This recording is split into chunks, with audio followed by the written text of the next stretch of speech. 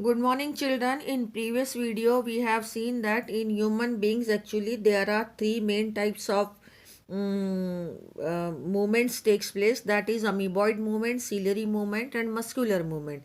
So today we are here discussing the muscular movement. In muscular movement actually the muscles are involved. So first of all we will see here the types of the muscle and their structure. So muscle is actually a specialized tissue which is mesodermal in origin. That means at the time of birth, the three layers are formed in the embryo: ectoderm, mesoderm and endoderm. So from the mesoderm, the muscles are originated. Then 40 to 50% of the body weight is actually contributed by the muscles only. Now, what are the properties of the muscles? That these should get excited after getting the nervous stimulus. That means excitability is the main characteristics of the muscle. Contractibility, once the muscles get the stimulus, then they starts contracting and relaxing and they come under action by contracting. The contractibility is the one of the property of muscle. And then extensibility means they contract and relax, then their size also increases. So that is called as extensibility, and elasticity are the main properties, special properties of the muscles. Now muscles can be classified as skeleton muscles, visceral muscles and cardiac muscles. And these three types of muscles are being classified on the basis of the different criterias, like the locations of different muscles, their appearance and the nature of regulation. So here they have given about the skeleton muscles, then visceral muscles and then cardiac muscle. Whole this paragraph I have converted into the form of difference of all the three muscles. So now we are here taking up first the definition of the striated muscle. So these muscles are actually closely related or with the skeleton system of our body or skeleton components of the body, hence they are called as skeletal muscles. These muscles are located in the inner wall of our visceral organs, hence they are called as visceral muscles. And these muscles are the muscles of the heart, hence they are called as cardiac muscles. So their names are being justified here. Now again, these muscles are also called as striated muscles. So these muscles actually in appearance under the microscope possess the striations. Hence they are called as striped or striated muscles. These muscles do not exhibit any type of striations. Hence they are called as non-striated or smooth muscle.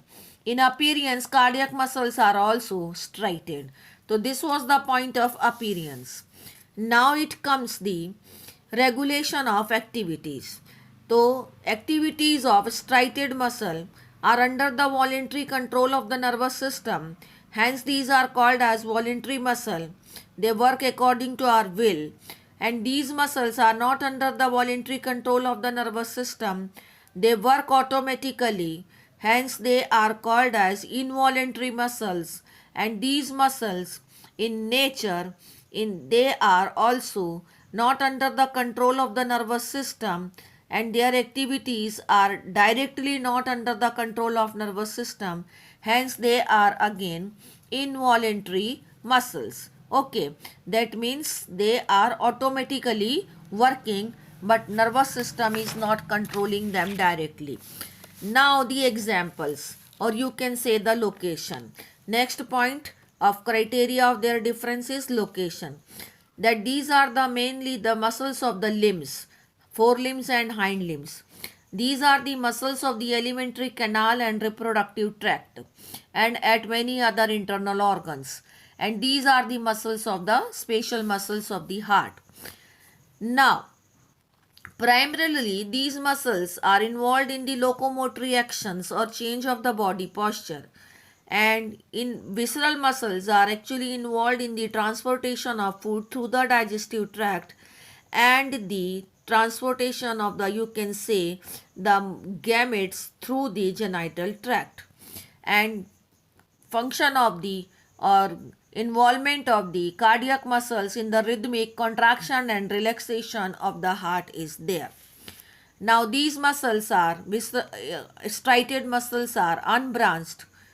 Visceral muscles are also unbranched, but cardiac muscles are branched. Striated muscles are multinucleated. These are uninucleated. These are again uninucleated. Here the diagram of striated muscle is showing the dark and light bands. That means striations or striped of dark and light bands are exhibited by the striated muscles. Smooth muscles do not exhibit any striations, hence they are called as a smooth muscle. These cardiac muscles also in appearance similar to the striated muscle, but in function they are similar to the smooth muscle. In function these cardiac muscles are involuntary, but in structure they appear to be like the voluntary or striated muscle. But these are branched and this is intercalated disc. Here only one nucleus is there, but here you can see the many nucleus or multinucleate condition is there. So that way we have seen the difference of all the three muscles, and now after this up to here we have completed all in your book, and up to here we have completed. After that it is the structure of skeleton muscle only that we'll see in the next video. Thank you.